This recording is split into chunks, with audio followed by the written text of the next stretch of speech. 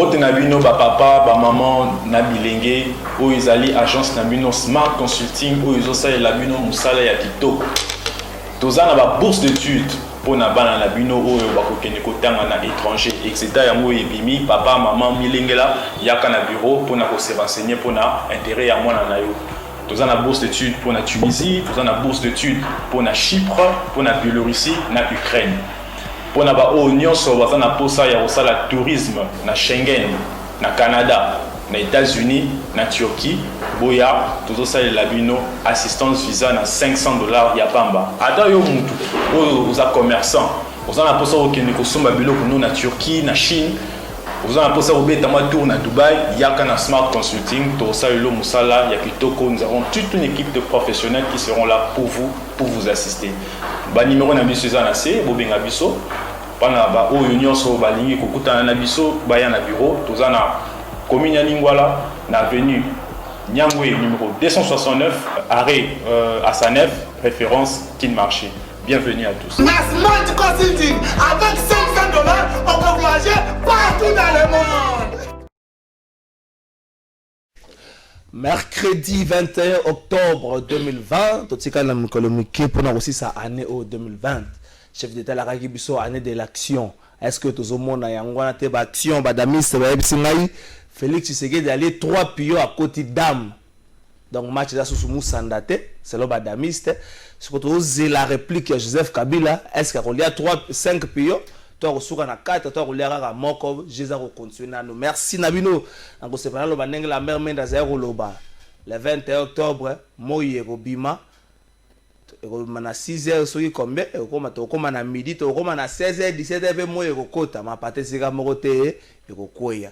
Bah juste va prêter serment to ba prêter kala mingi déjà prévu à prêter serment. Est-ce que mabunda nanta mambo ba kozala to koye bango ilunga ilungkamba akozala to koye bango mais au moins ngambo na bango tambo mamba na Janine Mabunda respectivement président Sénat présidente ya Assemblée nationale baloba ke ba kozala te FCC lui basala ki ba réunion ebele à la surprise générale FCC comme ko la communauté internationale bato musuba betune communauté internationale OUS sapaki mandat na yemo bimba lelo akomi ko belela ye to éviter azobele na cadre nini bango batombola mingi likambu ya respect ya mboka na biso baboyaka même mise ya libanda. Est-ce que na likambu etali cour constitutionnelle ezali ya kati ya République démocratique du Congo soki communauté internationale ye et communauté na même mise ya libanda na kati ya makambo FC azo perdre ba pédale ou encore nini. Merci na bino nyonso amesa makasi na niveau pa di peuple bandeko bazo côté belé au moins pour une fois chef d'État vous en a parlé du peuple mais protocole les gens mais ba fungoli porte to la sabino image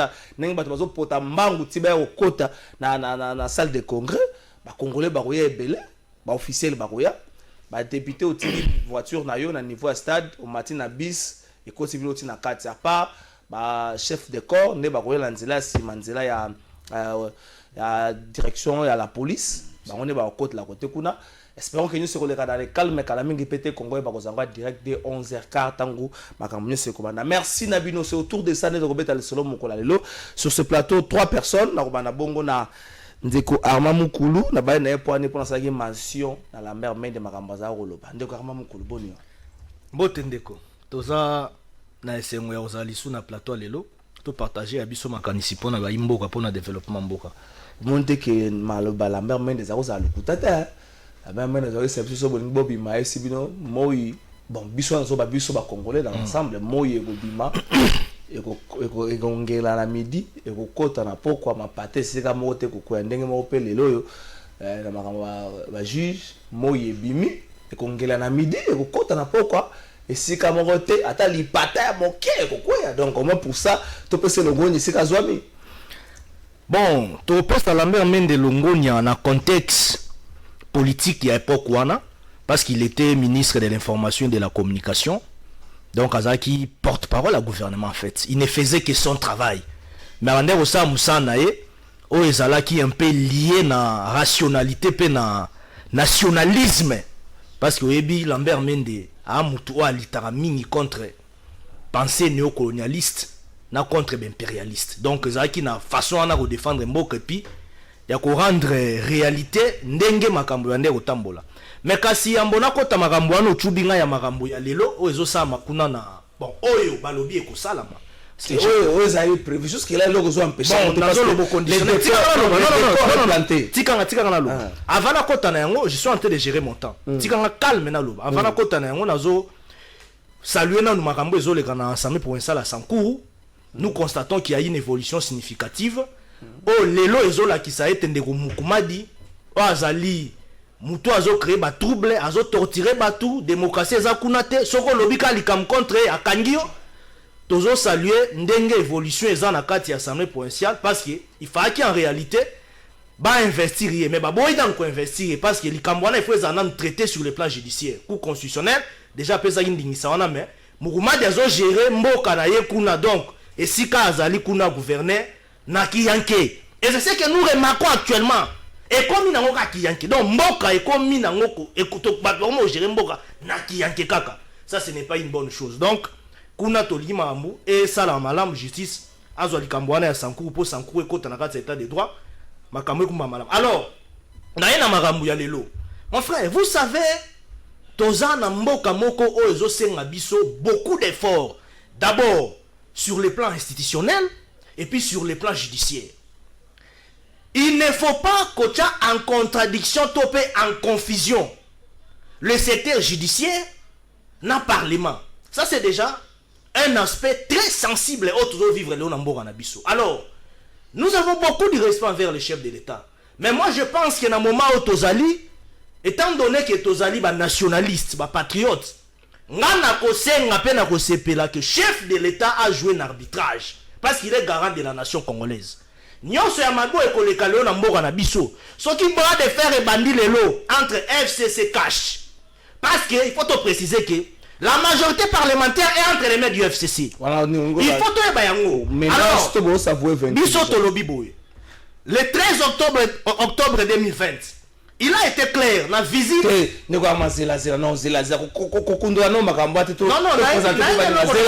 Zela, gardez dans soif na yo. Merci. Ndeko Jonathan Ngwele Samo Senge quoi les ngana préféré mingi ta quoi le Bonio zali président ya mouvement pour l'amour du Congo Bonio. Naza bien ndeko trésor mbote na bandeko naza na bango na plateau et c'est un mot tinga motema lelo koza liboso ya bilobeli ya Congo Web Télévision particulièrement ya émission Air de vérité plateau de vérité na koliki ete ba kongomani nyonso bisika bazali eza na bombalasani na bango na basuku na bango to na baisambela na bango ba kozala édifier na maloba to koloba na sepeli pe na agitation ya ndeko amabuka opesi maloba pona opesa mbote déjà to sentir que ça agité mo moke na condamner mingi attitude ya ko défendre ba coin moko ndeko arma tika ete na ibiso ete za kaka na sanko utene makambo za na Congo central ti lelo bazo koka ko appliquer règle arrêt ya cour constitutionnel te so ki pe to ke na ngana yo na Équateur to ka pe na province ya sud Ubangi eza pe na bangoko so même chopo donc makambo eza belé faut ko lo bara pona mboka ko lo bakaka te pona ko moko ko sala moi passe to ko liki ete na makanisi na biso lelo mboka ko kende liboso po biso tana bokonzi te. Merci. Au moins crise vous avez oublié la crise on dit au moment la crise yango ndeko Emmanuel Chibambe boni ndeko na merci nazam malam ndeko trésor Kalafai merci pour l'invitation mais nazam un message moko boye bana ya mbudi ba pesingai na pesayo donc je ne peux pas m'en passer de ça parce que na minute bazola ngai ba yebisinga na yebisayo félicitations d'avoir pour l'émission ascension est tellement fulgurante na moi temps bouquet. Et vraiment, bien sûr, constater que l'émission, vraiment, c'est parmi les meilleures. Pédagogique. Donc, voilà, pédagogiquement parlant, vraiment, sincère félicitations. Oui, oui, na ban na mboudi ba bisinga na pesa na officiellement. Si on a sali en côté, na rendre compte na bango. Donc, je préfère m'acquitter na droit wana na yebisa na colporter le message bon va tininga pona yo. Vraiment, moi na ki ozap na ndé to lo bana lo poto. Donc, félicitations pour l'émission.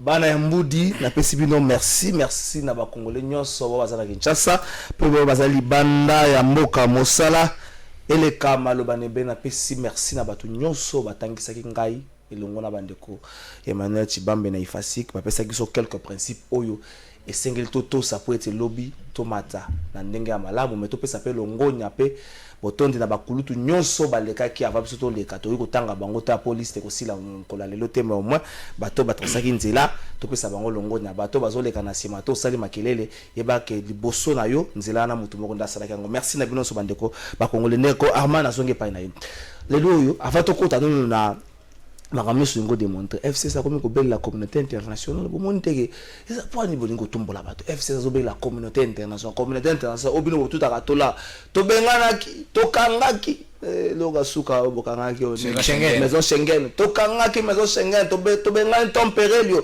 mutu na bino kutu ya parti président Ligue des Jeunes atie tempérelio Moustapha Boye ata courtoisie politique à la vérité le bobeleli communauté internationale voilà vous avez la communauté internationale ya wana non ndeko omoni na makambo to bengaka ya relation internationale ezalaka beaucoup plus fondé na respect mutuel entre partenaires à un moment donné sori omona que contexte politique peut-être ezozala mal appréhendé na baimboka mususu to mikili mususu ezalaka pe na makambo to benga ba recadrage de la politique intérieure yango mon na contexte ya eleko ya ndeko Kabila o to te ko bima na régime tellement le soubassement de fonctionnement ya régime oyo wana ezalaki régime moko nationaliste yango moni mingi makambo misusu be impérialiste bandaye ko ya ko imposer comme dictat na mboka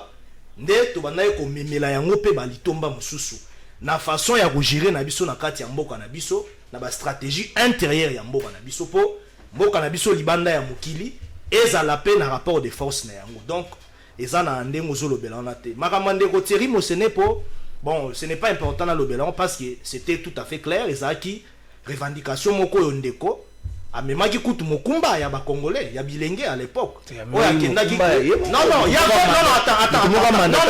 attends il y avait un problème qui s'est posé au pays où tout le monde a qui communauté internationale pas d'une manière générale où tout le monde a qui certains impérialistes bamboka misous pour communauté internationale c'est une notion vague alors certains pays impérialistes bandai ko s'ingérer na makambo ya mboka na biso ko pousser bat na ba trouble ko inciter population na ba haine tout consommer ba message moko un peu ozaki malamu te o bandai ko créer climat de pété yango moni ndeko Thierry na ndingisa na ye moko comme nationaliste nde akenda ikoyebisa ndeko Perielo ke ba makambo bande ko loba ya mabe po na mboka na biso etumbama ezaki les bienvenus na mboka te donc ça n'avait rien à voir na makambo zoloba o achake musapi quoi ça c'est pas un problème.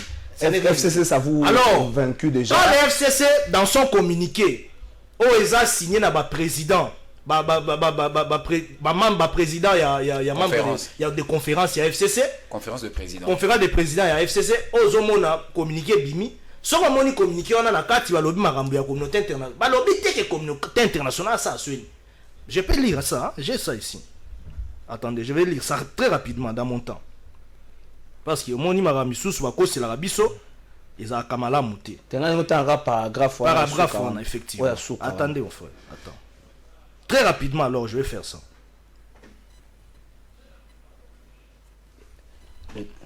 Bon attends non alors ce n'était pas un problème il y a que autre babé dans la communauté internationale ou qu'on sort. C'est un problème d'interpeller la conscience de la communauté internationale. On a censé à comprendre la réalité où ils ont les calons en boca parce que la communauté internationale a parmi les partenaires privilégiés.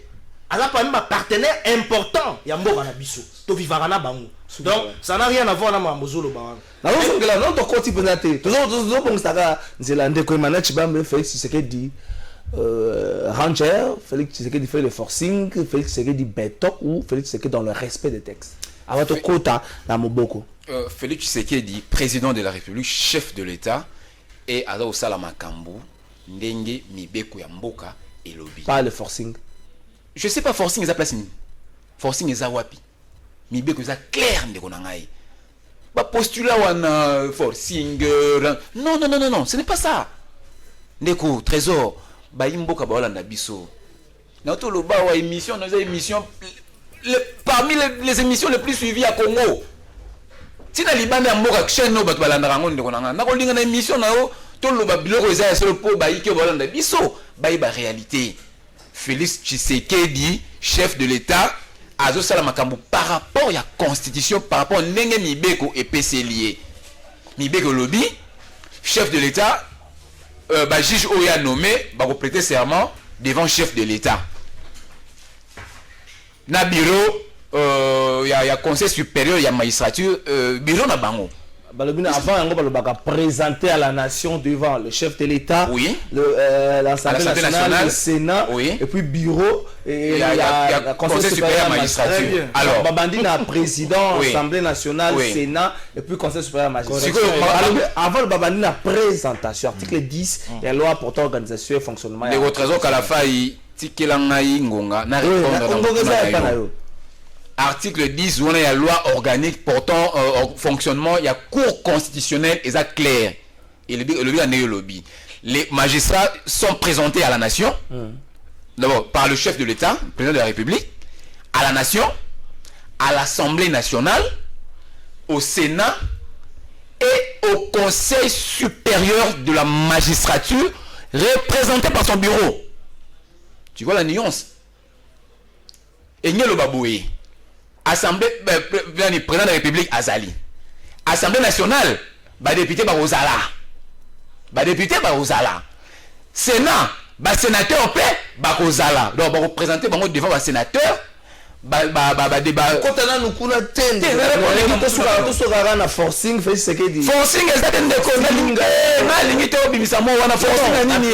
il y a trois possibilités. C'est des forcing, Rangers, ou juste dans le respect des textes. Félix Tshisekedi, président de la République, chef de l'État, respect des textes. C'est ça. Merci de commenter. Jonathan, crise au bino boza ko belela depuis kala. Est-ce que tu communes en Congo? Est-ce qu'il faut penser une autre possibilité? Merci beaucoup Ndeko Trésor pour la maloba. Je crois il faut rectifier et corriger mon quai maloba miloba miawa. La communauté internationale n'a pas de conscience collective. Il a des intérêts. Na baneli. Communauté internationale y a conscience té. Y a mon intérêt na yé. Donc place à zo gagner, des places y a Zali, des Kouarma, boluka conscience collective. On a te po beaucoup zora yango té. La conscience collective n'a tant pas de basé ko belle na opposition sangue bazo sanga pe na communauté internationale conscience collective. Donc ce qui est intérêt na yé Zali. On se contredire. C'est vous petit gâti. Non, poussa non sécurité. Conscience collective. La muka po ba pe kuna babela la mingi ba ambassade ba kina na ambassade mais s'il vous plaît Obama. Non, dans nos amaloba et est-ce que nous Emmanuel na kuninga na botana Simba paye a kuninga na makasa na. Likambo ya communauté internationale eza nini? Ya mona ke sika bazo garantir ba intérêt na ye. Intérêt ya communauté internationale na Congo eza nini? Eza kotisa ba biloko na ye. Donc ba exonération fiscale. Bamboko ya na biloko wat. Ba don et tout. Yango nde biloko ya lukaka. Siko point le connaît salema. Faut kimeza na mboka ndati nda ba don. So kimeza ta otinda te. So kimeza te ba ambassadeur ba koya te. But na la relation internationale te wana faut que le bayango déjà bon mais conscience collective wana na moni pas c'est ya mi balé gouvernance Ndeko Kabila ezaki tenté na nationalisme. Le nationalisme sans mettre en avant-plan l'intérêt du peuple est vain. Pourquoi? Parce qu'un nationaliste voit l'intérêt de son peuple. Muto azo travailler pour na ekolo amona nanu peuple na ye. Ndeko Kabila pendant 18 ans atika biso ba chômeur. Pendant 18 ans, il y a un paiement ébélé dans Mboka. SNCC, on a plus de 322 mois d'un paiement. Oui, c'est vrai que ça la gestion de Antoine. Tout ça, SNPC. Naïe, c'est quoi Ndeko Emmanuel? Une minute, ce qui ça. Faut que tu aies un loi mobimba. Qu'on change en route pour se payer sa bateau. Article 10, c'est bandit na bateau. Mon corps, c'est ce qui n'a pas été. Et bandit, ma maman, côté na bureau, il y a conseil supérieur, il y a bandit na ngote. Malamu ete Ndeko Kalafai azongisi yo mbangu babandaka présentation ya membre ya cour constitutionnelle par peuple wana za incarné na ba institution ya liboso eza totie bango wana assemblée nationale pour biso nde tovotaki baye baza beke nanga na bato na ye baimposaki biso bato bazali wana ya mibale eza baélu ya baélu oyo tovotaki na bacommune na biso bienke bango nango badanser bango bapatron bachaîne de télé et puis oyo osukisa na bureau ya conseil civil na kotuna ese bureau wana eza bureau ya conseil to eza bureau intérimaire. Merci ndeko Jonathan kwa le mutno soko zata na réagir to kota siko na moboko ya makambo nini eza koleka na paix du peuple na ngwambia seza ndenge nini to ke na région ta no ambia seza ndenge bato bazo kota na paix du peuple yo vana na ndako tala badenga nde bazo kota c'est parti.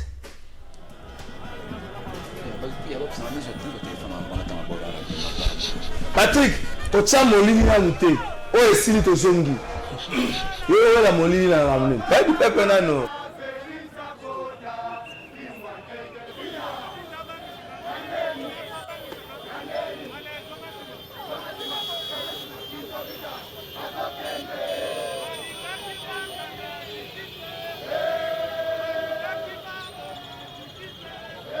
Denis Mokonzi Mboka na nomination à Salaki Belelo Nzamba Sali biso grâce bato ya FCC Babokoya. La politique des chefs civils ne paye pas. Bayebake batie première pierre ya dissolution ensemble. Bayebake nous allons récupérer le tout maintenant. Vous verrez une forte mobilisation de l'eau peuple congolais. Ils ont montré, ils ont trahi le peuple congolais. Donc, nous sommes là. Nous sommes là. Nous avons une prestation de serment à juge de la Cour constitutionnelle. Le local a été FCC Bakaïs, on va parler du peuple. Nous sommes au bas, parlementaire, depuis des pestes, nous avons représenté Bango, nous avons côté à l'élo, nous soutenons Mokonzi Mboka parce que nous avons République de juge, pour ce qu'on s'allume, Bakangi, Basambisio. Il y a un autre soutenir. Bon, il n'y a pas de sentiments partagés, c'est juste le respect de la Constitution. Vous savez, je suis très désolé d'apprendre que nos amis du FCC pensent qu'on a violé la Constitution. Ce qui constitue la Kamwasi. C'est crime contre l'humanité. Donc pour nous, nous pensons que le texte est respecté. Ils ne feront rien. Ils ne feront rien. Biso Menda la laissé biso na midi na ba point de presse et le tour na ba ko tema passe. Ils ne feront rien. Merci Patrick Kitoko. Maintenant, on a image bato qui m'ambango pour pas côté na carte la salle de congrès. Onga mon na pesa bato qui m'ambango pour côté la salle de congrès. Tsango siko cause la terre et comme na suka tsango siko pensa bato mane bato côté la salle de congrès. Ndeko Armand. Bon monite que au-delà de tout, il peut y avoir des différends. Il peut y avoir union sur lui cause la maintenant phase au tozanango. Il fallait que Luka parce que qui miezala présidence de la République et comme le Parlement lundi et Sengi Bango, salle de congrès. Et puis, préparatif, il y a Nini Salamaki Bandakala. Mais, la réplique d'hier, il y a président de l'Assemblée nationale, il y a président du Sénat, il y a quand venir une situation. Même par élégance, il y a expert militaire, il y a tentative de coup d'État. Est-ce qu'il fallait qu'on commente à niveau wana? Mon frère, je vais rappeler une notion de base élémentaire dans l'administration publique de l'État. Mabunda est une institution. Tambwe Mwamba, comme étant individu, c'est aussi une institution. Non, jusque-là, c'est la même. Non. Institution incarnée directement par un seul homme. Allez lire les codes de l'administration publique. Non, maintenant, c'est faux. Laissez-moi parler. C'est de la même manière, le chef de l'État, donc le président Félix Tshisekedi, c'est une institution.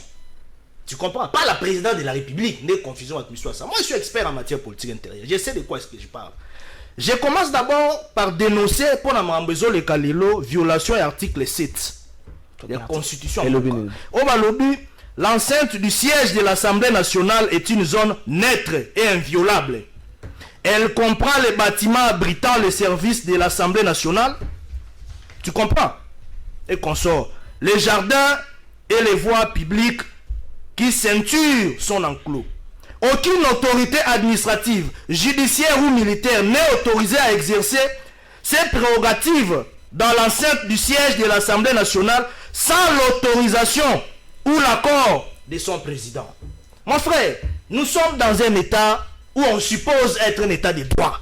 Un état de droit est un état où il faut tous accoler dans ma texte. Je dis ceci. Est-ce que le chef de l'État, avec tout le respect que nous avons à son endroit, moi je suis légaliste, alors, Mukondi Yamboka, auto-respectera il faut jouer un arbitrage politique, il faut maintenant qu'il y ait un esprit élevé d'une option politique. Sur soi, bras de fer aux autres. Je vous rappelle à la genèse, il y a l'Ikamnenge Banda qui a rencontré le chef de l'État, na Madame Mabunda, na président Alexis Tambwe Mwamba. Bah expliquer qui la chef de l'État réticence, il y a parlement, il y a majorité parlementaire. Ici, je ne parle pas seulement à parlementaire à FCC. Dans la majorité à esprit à parlementaire, on va considérer comme inconstitutionnalité n'a pas participé à la présentation à la nation devant le président de la République. C'est là où nazo pe sape président ndeko na lobi na moni nyaknyo yazo sa magam selon esprit moko ya kobala magam na mayelo azana. On dit ceci dans la loi portant organisation et fonctionnement, il y a Assemblée nationale tout conçoit ainsi de suite. La loi organique portant. J'allais parler du règlement intérieur de l'Assemblée nationale. Voilà, c'est ça. En fait, l'article 43 dans le lobby était. Non, ici j'en ai. Ben tu vas lire. Balobi ba disposition nyoso protocolaire tout consort au Ezouamaka. Ezouamaka toujours dans Ndingisa, il y a bureau et Assemblée nationale. Mais on a vu biso nyoso to la nyoso. Oh et qui comme information en provenance, il y a Assemblée nationale et Sénat. Alors, madame Jeanne Mabunda, elle va coûter un Mkonzamboka. Il était clair. Va expliquer à la chef de l'État que conformément à l'article 10 de la loi organique numéro 13/026 du 15 octobre 2013 portant organisation et fonctionnement de la Cour constitutionnelle, qu'il y a eu violation constitutionnelle, c'est-à-dire il y a eu irrégularité constitutionnelle. Alors, il était encore possible que le chef d'État puisse réparer cela. Il pouvait retirer la situation. Il pouvait surseoir l'ordonnance. Mais pourquoi Martela qui n'a pas vendu, si les lots, tu comme un bras de fer, mon frère, au moins l'Assemblée nationale, c'est le roi organe pivot. Il y a une institution en Boka. Même il y a gouvernement. Gouvernement a le rôle sous tutelle l'Assemblée nationale. C'est ça le terme en fait.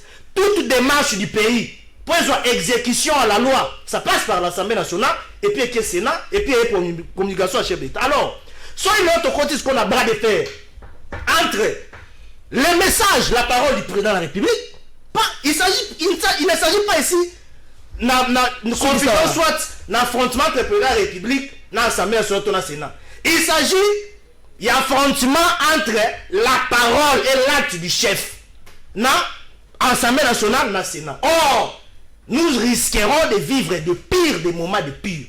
Or, le président de la République a aucun joué si on a qui est. Merci. Le président, au moins le combat dissous le Parlement. Or, déjà, tout le monde même, parlementaire, sénateur, qui n'est même déjà pour saisir coup conscient. Or, moi j'avais souhaité. Il fallait arrêter que le chef de l'État, la sagesse et garant de la nation pour équilibrer institution il fallait une interprétation cour constitutionnelle. Bien que la cour constitutionnelle en question, si au siège dans irrégularité. Merci. Merci de voir. Sont là. Non, s'il vous plaît. Au sein de sa commune, quoi, présentation de mais ce n'est pas, c'est pas comme ça qu'on doit conduire les pays. Faut dans la souci à Moka. Est-ce que Félix Sekedi a lié asseoir une fois pour toutes autorité naïe en prenant acte, il y a prestation à serment, il y a Jijouana, Ata. Président de l'Assemblée nationale, président du Sénat, il y a asseoir autorité naïe, toujours protocolairement parlant, il y a une question de Trésor Kalafay, mais il faut balayer rago et c'est une malidi. Mais peut-être qu'en illustration, quand c'est la mission de Armand a lobby bilogo asali ba meli melo ba prêcha ndetro ba le poteau tantôt la loi portant abandi na règlement d'ordre intérieur et Assemblée nationale qui n'a rien à voir avec les ordonnances du chef de l'État Ndeko. Se présenter comme expert politique, qui sont une science politique. Ndeko nanga faut revoir Mambolobi na émission na rediffusion. L'ordonnance S'il vous plaît, l'ordonnance du chef de l'État n'est pas décidé la loi. Non, mais l'ordonnance du chef de l'État n'est pas décidée la Constitution. Même le chef de l'État est censé respecter aussi. La coalition, Tika ya poussana comme ça, parce que tu reçois prestation à ça. Autour le bas ou en émission que Madame Janine Mabunda est chef de l'État, au PC référence au Tanguy la loi. Non mais oui. Mais laisse-moi parler, pourquoi tu as agité, cher ami? Non, mais autour le bas, selon la loi organique portant fonctionnement à la Cour constitutionnelle, que Madame Janine Mabunda est chef de l'État qui a violé, ils ne sont pas là mes termes. Ah. Cher ami, tu l'as dit et tu lances l'émission en rediffusion. Tu l'as dit. Ils ont fait comprendre, ils ont expliqué au chef de l'État. Merci à comprendre. Pourquoi tu as agité? Laisse-moi m'exprimer. Oloba qui a un calme. Souffre que ngai pena loba. Son a le kutane au qualifié le kutana la ça ko yebite. Non mais ma cambio mo loi le chef d'État réticence. S'il vous plaît. Il y a majorité. S'il vous plaît. Merci. Il y a parlementaire. Concernant irrégularité na violation il y a ordonnance. Merci de quoi pour ça. C'est ça. Ndeko trésor kala fa. La sécurité. Poussana. Oza sécuriser ko ça invité na yo. Tanga zoya tozo ba mboka na biso émission na o bato batala ngo monde entier tanga zo beta masula mboka apesa ba référence tinga na otangile article na opesa na référence tanga la loi organique na kuna ndo bali boso na balé yango mais tout est dans l'essentiel dans le fond la loi organique portant fonctionnement de la Cour constitutionnelle à son article 10 je l'ai ici ngam na inventé en côté Bandeko Mende ou chef na parti de basala ya ngaité ngazala gité. Il est stipulé que avant d'entrer en fonction le membre de la cour sont présents.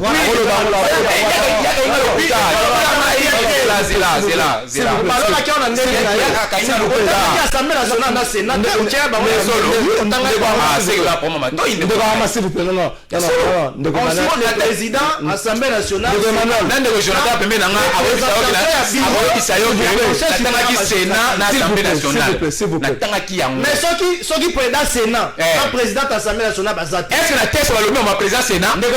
Sinon, ils sont les premiers.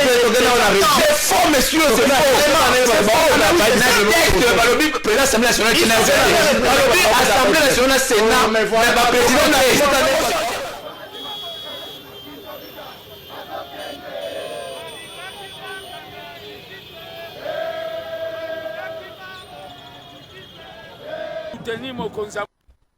Merci.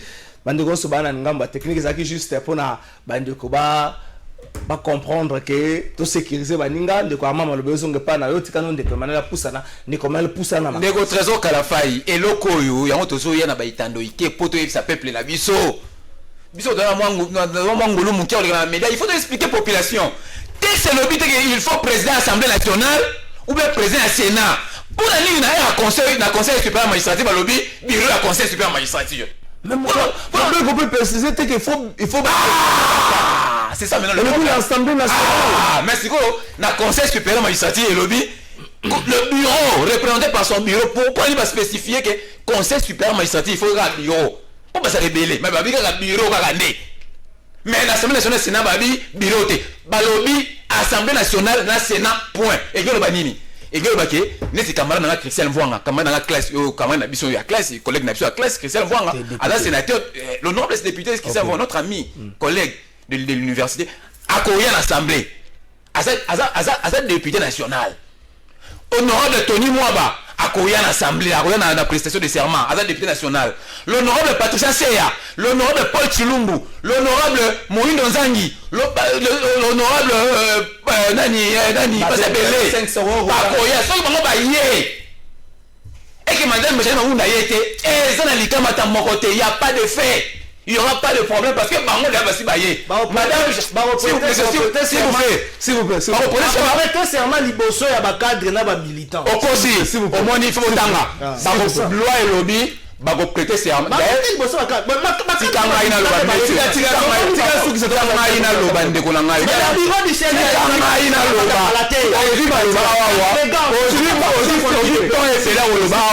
Tu n'as fait que du prêcher, monsieur. Laisse-moi parler. J'ai besoin de former la lanterne de la population, monsieur. Laisse-moi m'exprimer. Faut pas me soustraire, monsieur. On dit la loi. S'il vous plaît, monsieur. Des questions de la République. Zéla, c'est ça. Dans l'esprit de la lettre, il ne faut pas aller le magistrat, l'homme de lobby en haut. Il prête serment devant le chef de l'État et celui-ci en prend acte. Merci. Et ça le coûte mon nez, il ne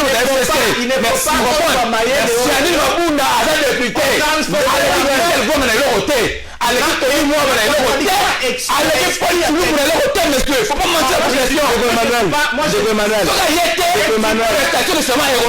Moi je ne suis pas dans le débat des individus. Conseil supérieur magistrat, ce n'est pas comme ça que vous avez le chef de l'État. Mais nous allons le chef de l'égalité, monsieur. Vous avez les velléités sourdes qui ont dévoilé en haut. Nous on a des velléités sourdes, s'il vous plaît. Population. D'accord, merci. S'il vous plaît. Bon comprendre ça direct, on combat FCC cash. S'il vous plaît. Vous comprenez na plateau ba bunda bo bonga na officine politique ça ndenge na terre ko ça ndenge. Bon problème. S'il vous plaît. S'il vous plaît. Il est notre président nous tous. Tous c'est Emmanuel. Que nous puissions rester dans la légalité des textes. La biso na ndako balingaka biso ero bakosala makambo mosusu bato mosusu bakokende comme bato mosusu bandimi batala biso donc to respecter bango nde bozokanga bino mbale boshene kwa paki population azoyoka moto moko donc fa yoka biso so mbale ndeko Jonathan ambiance FCC cache la coalition yango wana FCC basengi na ba député baza na obédience na bango bazala te tozokanta est-ce que premier ministre akozala est-ce que ba membre du gouvernement FCC bakozala kobanga komo kota. Merci ndeko Trésor. Je crois que le peuple a besoin de comprendre que la jouissance qui nous gère sur ce plateau va jouer 50 minutes à peu près. 30 minutes, il y a 15 à Koloba, il y a 20 minutes, il y a Koswana. Peuple, bateau ba Kambayou, FCC, cash, ba Oswana, na plateau. Ba na temps qui peut pas s'inayoter. C'est ce que nous devons comprendre ici. Que pour eux, c'est les égos personnels qui priment. Ben intérêt na bango. Baso bandako baboto na basi na biso. Bazo mi tuka président fa na na banyangwe. Yango na intérêt na bango. Na yeso na maloba miloba miawa. Monsieur Tambo Mwamba, Madame Mabunda, ce sont des individus insolides des institutions qui gèrent. Na lobi yango bongo. Mabunda aza institution Assemblée nationale te. Ndeko ama foza na yango.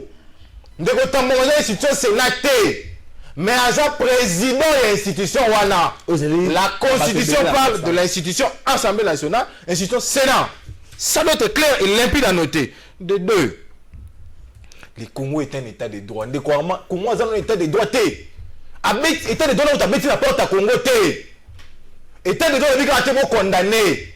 État de droit où bo pesa pe condition à bien la baboto bokangi. Vous savez combien de ces gens souffrent à Makala et Andolo? Na beni évasion salemi, mais tout là va militaire.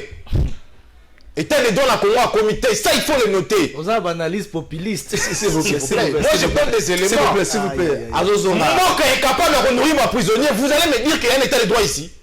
Le droit à l'alimentation pour un détenu est garanti. État de droit athée. Naïe Sousou.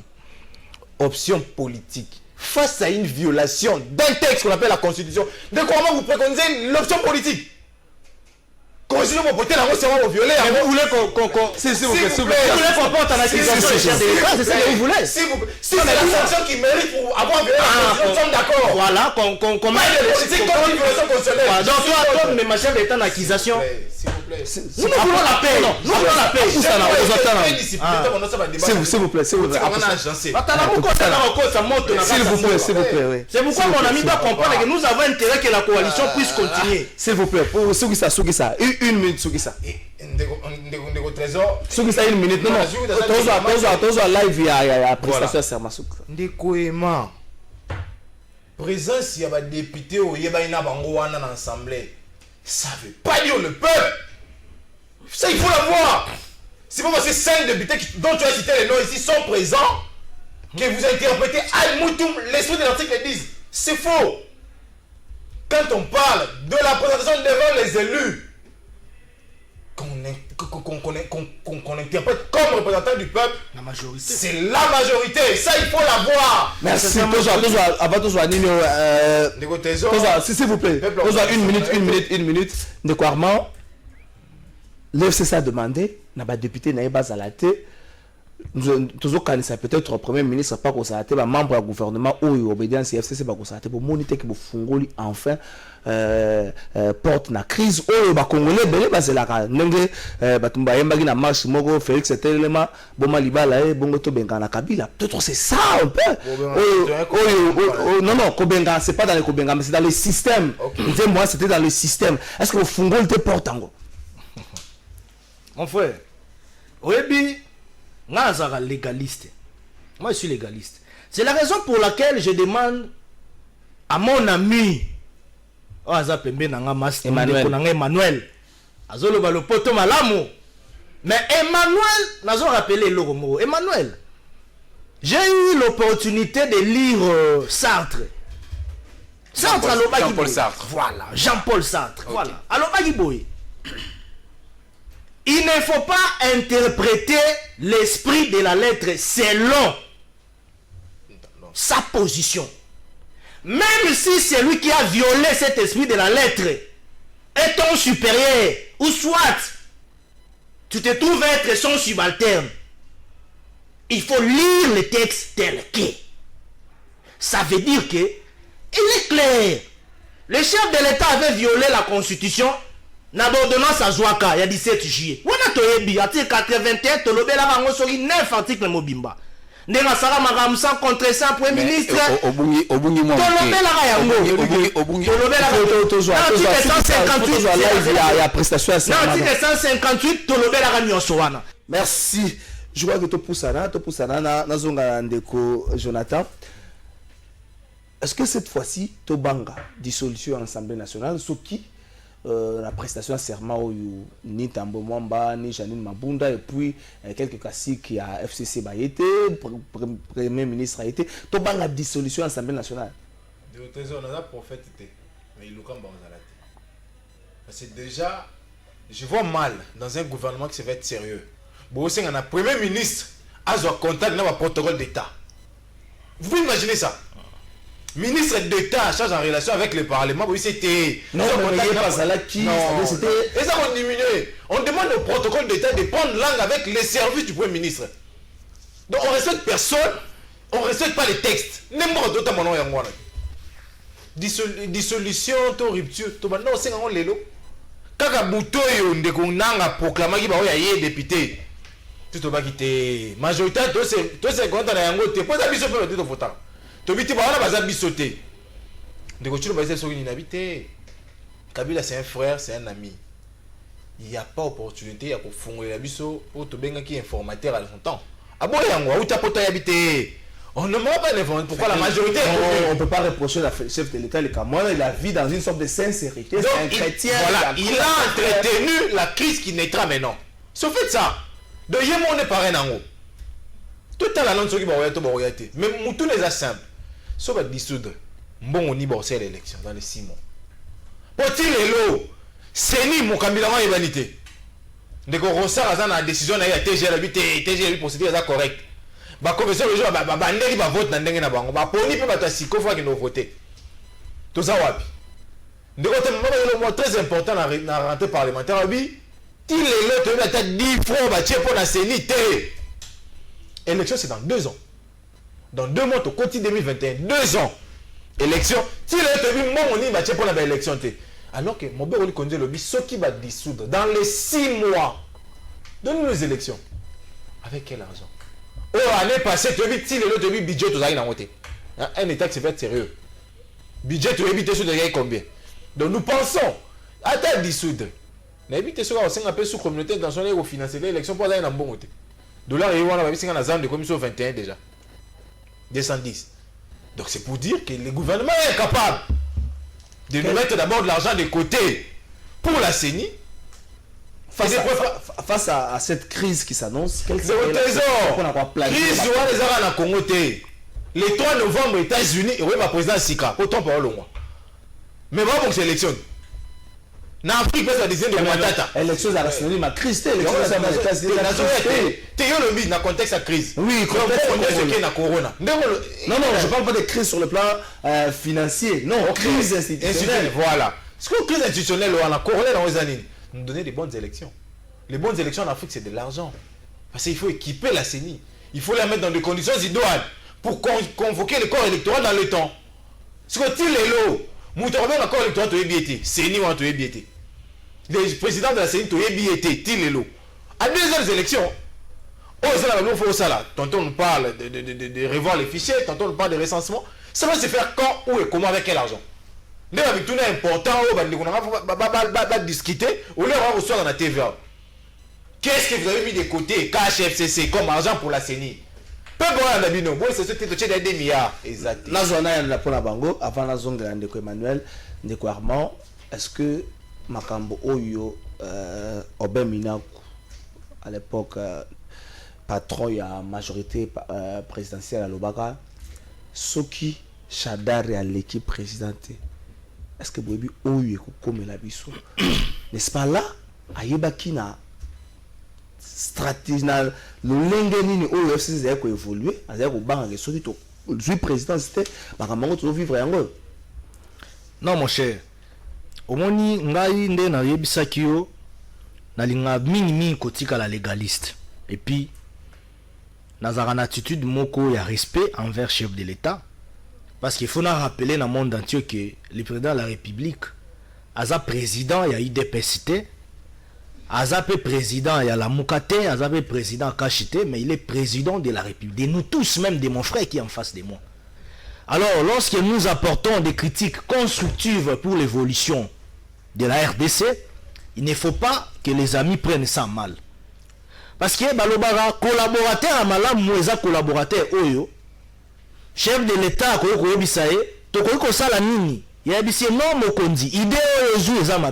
il faut tout ça là-bas. C'est là où je suis en train de crier les mauvais comportements du cabinet du chef de l'État, Bazo Sungaïti. Donc, amateurisme en tout. Non, même par rapport à ma ordonnance, en contradiction à l'article 158, article 81,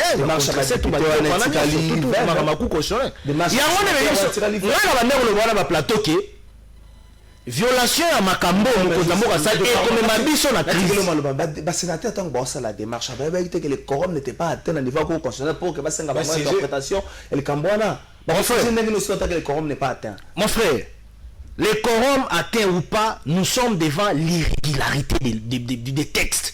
C'est ça le problème. Là, on rappelle le Mourad. Il ne faut pas tous avoir un texte exact clair. Tout le selon Maëlo et Abisso. Pour la moment, on a tout le monde ici. À un moment, on a le clair, article 10, exact clair. Non. C'est par là que nous demandons maintenant la maturité politique du chef de l'État. Parce que nous voulons la paix. Nous sommes à la porte d'une crise institutionnelle qui n'a pas de nom. Ceux qui, par exemple, Mkonzamboka a isé la force comme étant garant de la nation, chef exécutif national, sera isé la force naïe, le Liban, comme Assemblée nationale, Madame Janine Mabunda, présidente de l'Assemblée nationale, M. Alexis Tambouemamba, président du Sénat, ils n'ont pas pris part protocolairement ou soit sur le plan de la beauté ou soit de l'élégance politique. On est failli à Yambaye.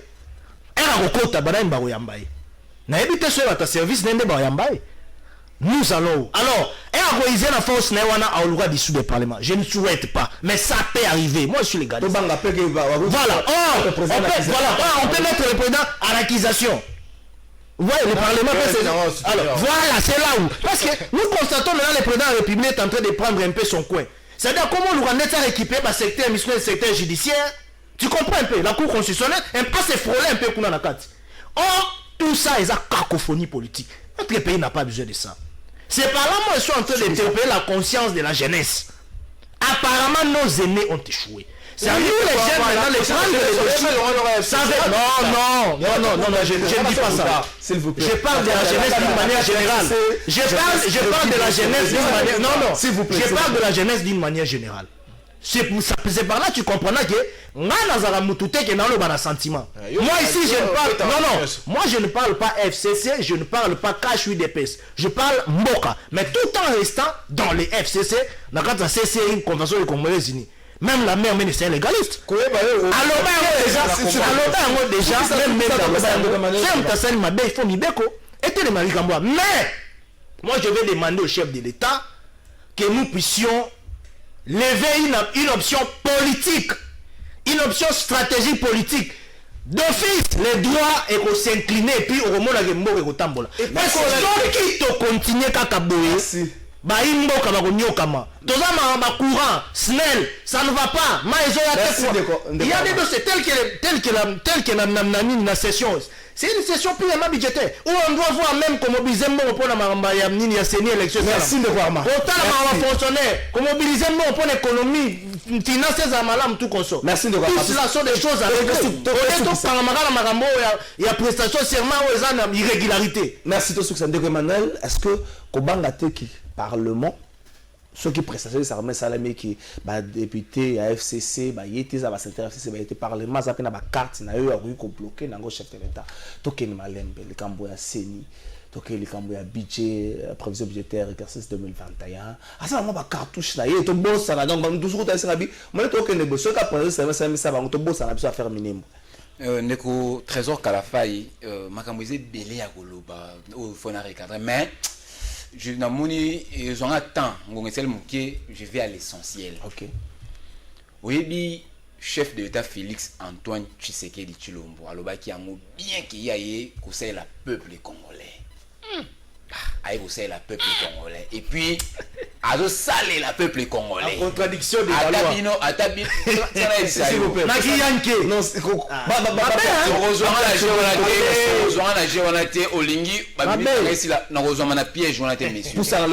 Chef de l'État Aza au service il y a peuple congolais. Il y a même un programme na biso na UDPS. Il a toujours intitulé le peuple d'abord. Non, le peuple après. Bon, ça veut dire quoi? Ça veut dire ceci. Le peuple d'abord. Intérêt à peuple congolais. C'est bon.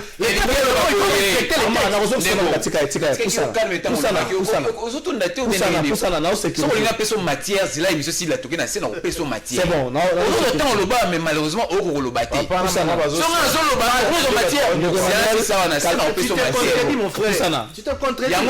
programme national UDPS et le peuple d'abord. Ce qui programme le peuple d'abord, on a dit ce qui, on va en français si. Ce qui programme le peuple d'abord, ils ont menacé le niveau parlement et que c'est dit que le parlement on est la dissous. Voilà tout c'est un compte à dissoudre. Non, on y va c'est l'élection. S'il vous plaît, ça na. Ndeko. Qu'on répond na ba population. Ils ont menacé le parlement et le parlement le bon attends président de na ba ni na et que intérêt chef de l'État il y a population ils ont menacé le niveau parlement. On a trop sain la population, c'est un chef d'État comme le garant suprême article 68 de la Constitution. 69 je crois, 69 de la Constitution et PC Ningisa il y a aux arbitres. Trop sain à panza parlement wana parce que et qui n'a l'encontre il y a bien la population organisation prochaine élection ce qui a dissoudre il faut comprendre le lobby na semble la télé tokoma bongo mais au cas où parlement aligna freiner chef d'état na réalisation il y a projet programme il y a le peuple d'abord. Et si on met en accusation c'est 30 secondes. Si on met en accusation l'État, un peu d'élégance s'il vous plaît. Je suis élégant. Non, vous ne pas. Non, Jonathan, il faut y avoir que cérémonie oyoyo d'ici là, on organise la présidence de la République. Merci. Protocole d'État, s'il vous plaît. Il y a un chef de l'État à Senga qui n'a gouvernement pas en contact, n'a pas tout le programme, c'est ça la marabout. Merci. C'est comme ça, c'est pas comme ça. Il n'y a pas de diriger le pays selon votre tête. Non. Ou selon le texte de la République. Vous qui avez le droit de réfléchir. Vous qui avez le droit de réfléchir, pas nous. Mon frère Emmanuel, si vous pouvez tout ça. Ok. L'esprit des textes c'est clair. 30 secondes. Pourquoi vous voulez l'interpréter à votre manière? L'institution fait organiser prestation à serment, c'est l'ensemble national. Mais C'est faux, messieurs. C'est la faux, messieurs. C'est stupide dans quel texte? C'est faux. S'il vous plaît. Non, mais écoutez, Lors de toute cérémonie officielle au sein du Parlement, c'est l'Assemblée nationale, c'est le bureau de l'Assemblée nationale qui organise ça. Peuple congolais 2023. Moke kuma kuma na kiyanke. RDC ezami angwete. RDC ezami angwete. Ezama tongi ya Belgique. 30 secondes. République démocratique du Congo ezami angwete. Ezama tongi ya Belgique. Ezami moka o ezana ba texte. Oh, il faut Tolanda pour m'arranger ce qui est liboso. Alors, moi je demanderai au chef d'État d'être humble devant la loi parce qu'il n'est pas au-dessus de la loi. Je rappelle Azam Nicolas Azala humble. Mais la recette option politique et Zouama pour tous en pour ça il y a bois de fer au ligné bandaté. Merci. Nous sommes déjà à la porte d'une crise institutionnelle.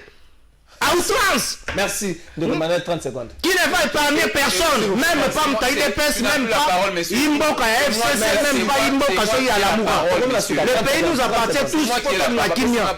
Il ne faut pas qu'on puisse induire les chefs de l'État en erreur. Parce que vous induisez les chefs de l'État en erreur. S'il vous plaît, 30 secondes sur ça. On est peu ça conseil aux autres, qui n'aiment qu'on a mort en abéré. Moi, s'il vous plaît, 30 secondes sur ça. Il n'y aura pas bras de fer. Mais ça s'annonce. Prestation de serment et Zobanaka Mingité. Bah, mais ça, on va prêter serment. Le Premier ministre ne sera pas là. Mais ça ne va pas Le Sénat du Sénat ne sera pas là. Le Parlement de l'Assemblée nationale ne sera pas là. L'Assemblée sera là, le Sénat sera là. Les juges vont prêter serment devant les cadres de l'IDPS. Ils vont prêter serment devant les cadres de l'IDPS. Le Premier ministre, à quoi le Premier ministre doit être là? Devant les membres de son cabinet. Mbote na bino ba papa ba maman na bilenge oyo ezali agence na bino Smart Consulting oyo ezosalela bino mosala ya kitoko. Toza na ba bourse d'études pona bana na bino oyo bakokende kotanga na étranger etc. yango ebimi papa maman milengela yaka na bureau pona ko se renseigner pona intérêt ya mwana na yo. Toza na bourse d'études pona Tunisie, toza na bourse d'études pona Chypre, pona Biélorussie, na Ukraine. Pona ba o nyonso baza na posa ya kosala tourisme na Schengen, na Canada, na États-Unis, na Turquie, boya tozosalela bino assistance visa na $500 ya pamba. Ata yo mutu oyo oza commerçant, oza na posa okende kosomba biloko no na Turquie, na Chine, oza na posa kobeta mwa tour na Dubaï, yaka na Smart Consulting, tozosalela mosala ya kitoko. Nous avons toute une équipe de professionnels qui seront là pour vous assister. Ba numéro na biso eza na se bobenga biso pana ba oyo nyonso balingi kokutana na biso baya na bureau toza na commune ya Lingwala na avenue Nyangwe numéro 269 arrêt à Sanef référence Kin Marché. Bienvenue à tous. Smart Consulting avec $500 on peut voyager partout dans le monde.